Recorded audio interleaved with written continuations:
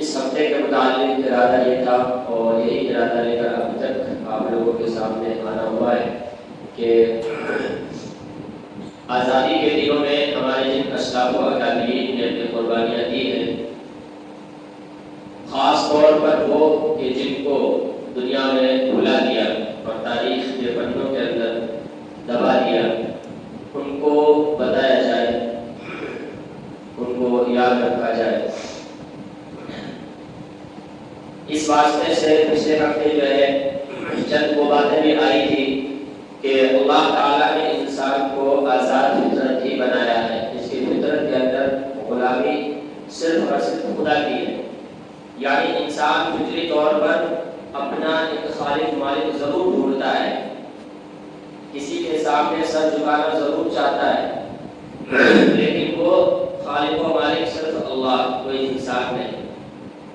صحابہ کرام اللہ کے رسول کی تعلیمات کو لے کر دنیا تک پہنچے ہیں تو ان میں ایک خاص چیز یہ ہوا کرتی تھی کہ جب ان سے پوچھا جاتا تھا تم کیا تعلیم لے کر آئے ہو تو وہ یہ کہتے تھے کہ ہم بندوں کو بندوں کی بندگی سے نکال کر اللہ کی بندگی کی طرف لے جاتے ہیں۔ ہندوستان کے آزادی کے وقت بھی جب انسانوں کو غلام بنا لیا گیا جو اللہ کے قانون و ضابطے کے خلاف تھا کہ انسان ہی انسانوں کو غلام بنائے، تو اس کے مقابلے میں ہمارے بہت سے اکابرین آئے۔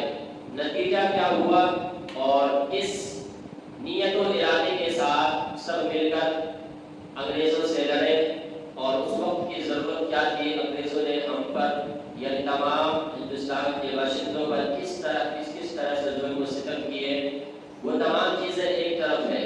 آج ہم اس مقصد میں اتنے کامیاب ہیں جو ہمارے اکابرین نے مل کر اس ہندوستان کو آزاد کیا تھا، ان کا مقصد کیا تھا کہ سب کھلے طور پر جی سکے۔ اس ملک کا رہنے والا چاہے وہ کسی رنگ کا ہو، کسی نسل کا ہو، کسی مذہب کا ہو، کسی تنظیم کا ہو، ان کو ان کے اختیارات دیے جائے، ان کو ان کے مذہب پر عمل کرنے کی آزادی دی جائے، ان کو اپنا کلچر برقرار رکھنے کی، تہذیب و تمدن کو برقرار رکھنے کی آزادی دی جائے۔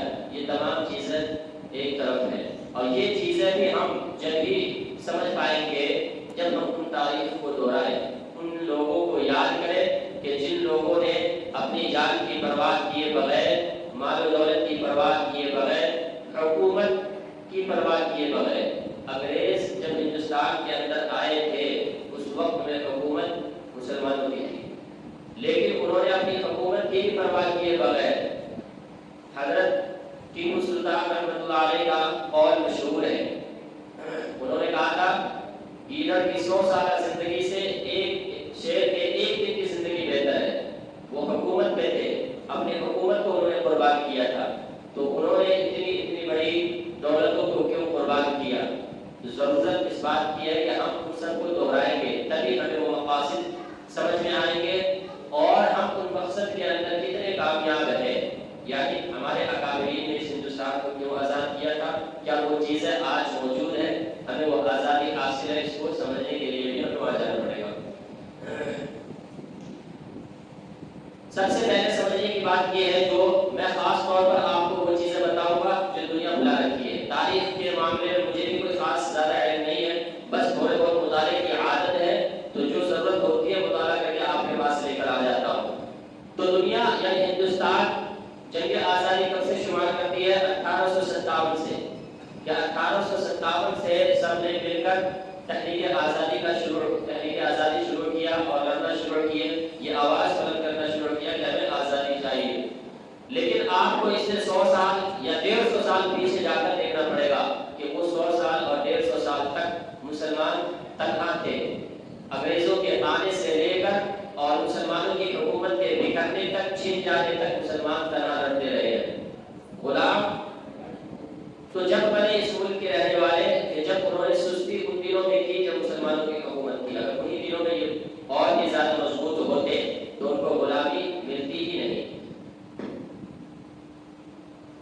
جو ٹیپو سلطان رحمۃ اللہ علیہ کا تذکرہ آتا ہے بار بار، انہوں نے 1782 میں، ان کے والد صاحب 1767 میں انگریزوں سے لڑتے رہے ہیں۔ اس سے پہلے بھی نام آتا ہے نواب سراج الدولہ کا، یہ بھی بنگال کے تھے اور نوابوں میں سے تھے، حکومت ان کی وہاں تھی بنگال میں، انہوں نے بھی اس چیز کو محسوس کیا تھا۔ انگریز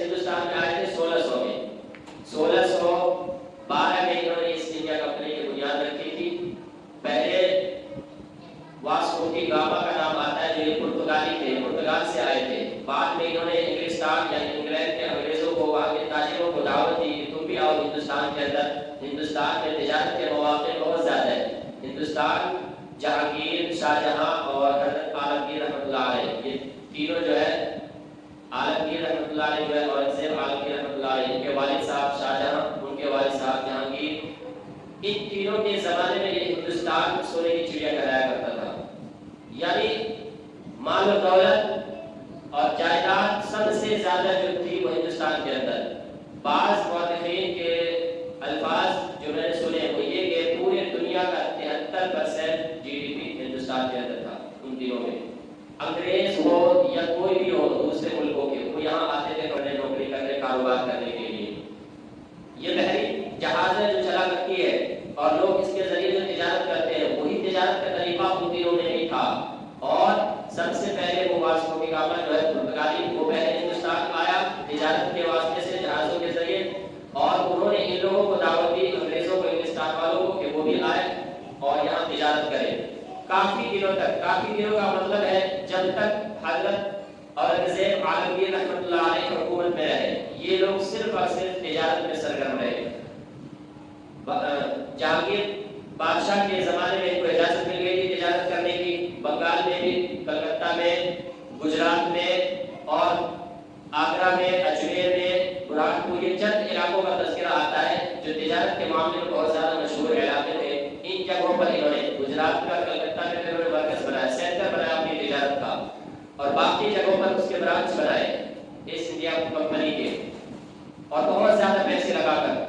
لیکن جب انہوں نے دیکھا حضرت اورنگزیب عالمگیر رحمۃ اللہ علیہ کی حکومت کے ختم ہونے کے بعد، 1707 میں اس کی حکومت ختم ہوئی ہے، ان کے بعد جو ہے مغلوں کے اندر کوئی طاقت و حکومت نہیں تھی، وہ سب آپس میں لڑنے جھگڑنے والے ہو گئے. کوئی کسی صوبے کا حاکم، کوئی کسی صوبے کا حاکم بن گیا، یعنی ٹکڑوں میں بٹ گئے. ان لوگوں کو بھی لالچ ہوئی، اور اتنے دنوں سے یہ لوگ رہ رہے ہیں، تقریباً 100 سال ہونے کو ہے. 1600 میں آئے تھے، 1612 میں انہوں نے اپنی تجارت کی بنیاد رکھی تھی، اور اب جو ہے 1707 آ گئے. تو ان کو ایسا لگا ہمارا بھی حق ہو گیا ہے ہندوستان پر، اب ہمیں بھی حق وصول کرنا چاہیے، ہم بھی حکومت کریں گے.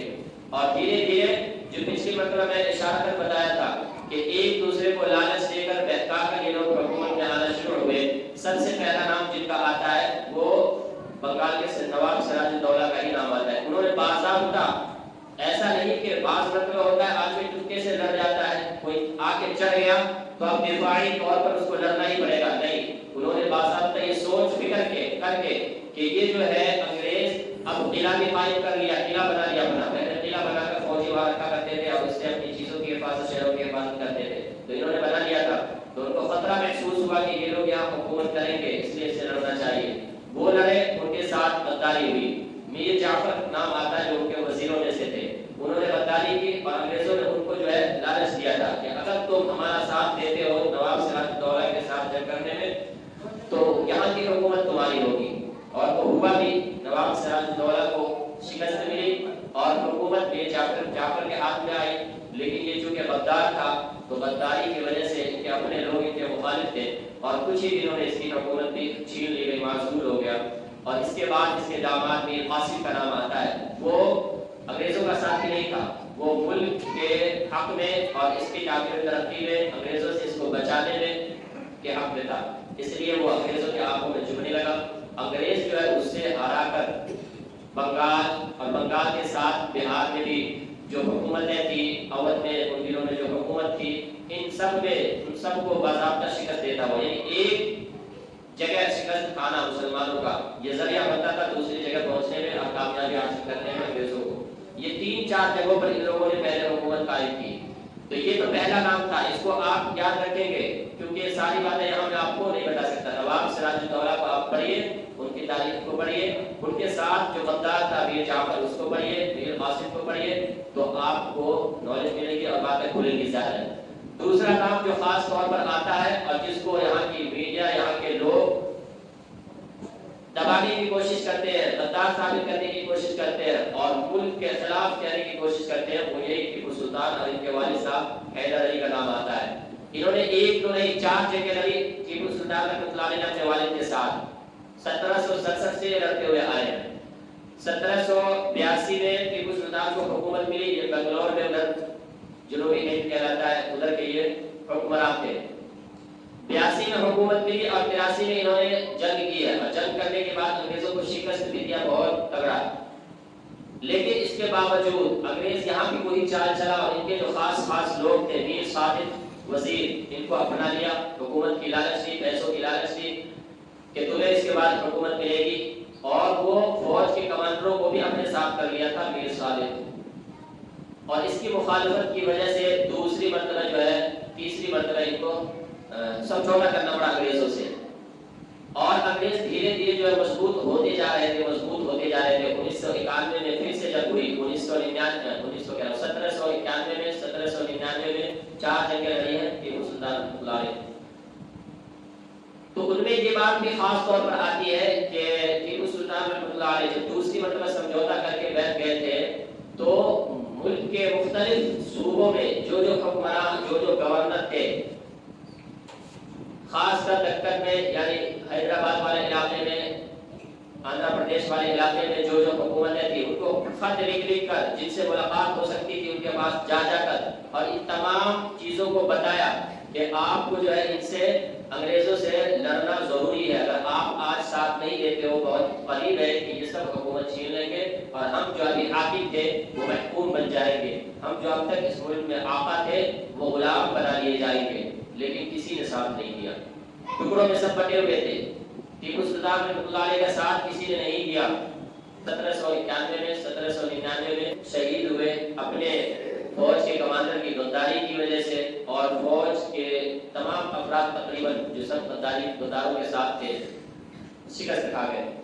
اور اس کے بعد انگریزوں کا جو جنرل کہلاتا ہے اس کا نام جنرل ہارس تھا. جب ہی وہ اعلان کر دیا تھا, اور کتابوں میں تاریخ کی کتابوں یہاں تک بات آتی ہے کہ وہ ٹیپو سلطان رحمۃ اللہ علیہ کی لاش پر چڑھ کر, ان کی جو لاش تھی ان پر چڑھ کر یہ کہا تھا کہ اب ہندوستان کے اندر ہمیں کوئی روکنے والا نہیں ہے, اب ہندوستان ہمارا ہے. یہ 2 ہوئے. ان کے علاوہ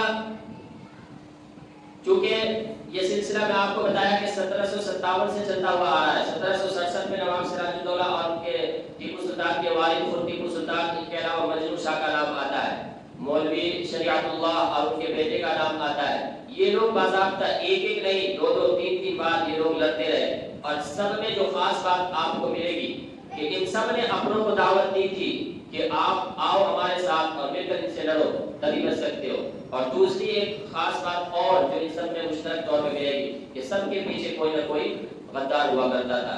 کسی نے کسی لالچ دیتا تھا. جو آج بھی یہ بات مشہور ہے, ووٹ ڈالو اور حکومت کرو, یہ انگریزوں نے ایجاد کیا تھا کہ مسلمانوں کو آپس میں لڑاؤ, ان کو آپس میں اختلافات پیدا کرو اور حکومت کرو. یہ ان لوگوں نے شروع کیا تھا. تو یہ تو 1800 سے پہلے کا, یعنی 1700 سے 1800 کے درمیان تنہا مسلمان لڑتے رہے. ایک بات اور آپ کے سمجھنے کی ہے, انگریز جو ہندوستان میں آیا تھا اور وہ حکومت حاصل کیا, کس سے چھینا تھا؟ وہ ہر جگہ حکومت مسلمانوں کی تھی. بہت چند گنے چنی جگہ ایسی تھی کہ جہاں غیر تھے. تو سب سے زیادہ تکلیف اور سب سے زیادہ مخالفت اور جنگ لڑنے کی سب سے زیادہ جو کیفیت بنی ہوئی تھی وہ مسلمانوں میں تھی, کیونکہ ان سے حکومت چھینی گئی تھی. لیکن آج کے لوگوں نے اس 100 سال کی تاریخ کو کیوں دبایا ہے؟ دنیا جان ہی نہ پائے, ہمارے حصے کو سمجھ ہی نہ پائے کہ ہم نے کیا کیا ہندوستان کو آزاد کرانے میں. جان بوجھ کر انہوں نے اس تاریخ کو دبا دیا, مسخ کر دیا, مٹا دیا. تو ہمیں پہلے تو ان سب کو سمجھنا پڑے گا. ان سب کو سمجھ کے آئیں گے تبھی آپ کی کڑی جڑے گی آگے کے سمجھنے میں. ڈائریکٹ آپ 1857 سے شروع کریں گے تو بات نہیں سمجھ میں. یہ ایک سلسلہ تھا جو حکمرانوں کا سلسلہ تھا. دوسرا ایک سلسلہ ہے علماء اور اکابرین کا. شاہ ولی اللہ, شاہ عبدالعزیز, شاہ اسماعیل شہید رحمۃ اللہ علیہ, سید احمد شہید رحمۃ اللہ علیہ 1831 میں انہوں نے بھی جنگ لڑی تھی, یہ بھی شہید ہوئے. تو یہ سب وہ حضرات ہیں جو ان سے پہلے ساری کوششیں کر کے چلے گئے, اور یہ وہ نام ہے جو آپ کی نظروں سے اوجھل کر دیے گئے ہیں, آپ کی تاریخ سے مٹا دیے گئے. آپ کو بتایا نہیں جاتا ہے. جو دنیا جو چیزیں سکھاتی ہے ہم اس سے انکار نہیں کرتے, لیکن دنیا ہماری تاریخ کا کیوں انکار کرتی ہے؟ تو آپ ان کو سمجھیے, ان کو سمجھیں گے تو ساری کڑیاں جڑنے کی بات سمجھ میں آئے گی. شاہ اسماعیل کون تھے؟ شاہ عبدالعزیز جنہوں نے انگریزوں کے خلاف جنگ کرنے کا فتویٰ دیا تھا. مولانا محمود الحسن دیوبندی رحمۃ اللہ علیہ، جن کو اس فتویٰ دینے پر، یعنی یہ بھی جنگ کے حق میں فتویٰ دیتے تھے، ان کو سالوں سال جیل میں رکھا گیا، ان کی پیٹھ کو داغا جاتا تھا، بار بار الگ الگ دنوں میں آ کر ان سے کہا جاتا تھا کہ تم آج بھی کہہ دو انگریزوں کے فوج میں داخل ہونا جائز ہے، انگریزوں کی حکومت کو تسلیم کر لے تو ہم تمہیں آزاد کر دیں گے۔ نہیں، ایسا نہیں ہو سکتا، میں کبھی یہ فتویٰ نہیں دے سکتا، تم دشمن ہو، تم نے یہاں کے باشندوں کو غلام بنایا ہے، ان پر طرح طرح کے ظلم و ستم کیے، میں کیسے ایسا فتویٰ دے دوں کہ تمہارے ساتھ تمہارے فوج میں داخل ہونا جائز ہے۔ تو یہ ان تمام کو علماء کی ایک الگ صف ہے جو انہوں نے اپنی کوششیں کی ہے، اور ان میں ایسے ایسے کارنامے انہوں نے کوشش کی ہے کہ اگر اپنوں کی غداری نہیں ہوتی، ان کے منصوبے کامیاب ہوتے تو یہ ملک کبھی غلام بنتا ہی نہیں، ہمیشہ سے آزاد تھا، ہمیشہ سے ہی آزاد رہتا۔ دوسرا سلسلہ جو ہے وہ 1857 کے بعد کا ہے، جو دنیا آپ کو بیان کرتی ہے وہ شاید آپ کی نظروں میں ہو کہ وہ بیان کرنے کی مجھے ضرورت نہیں۔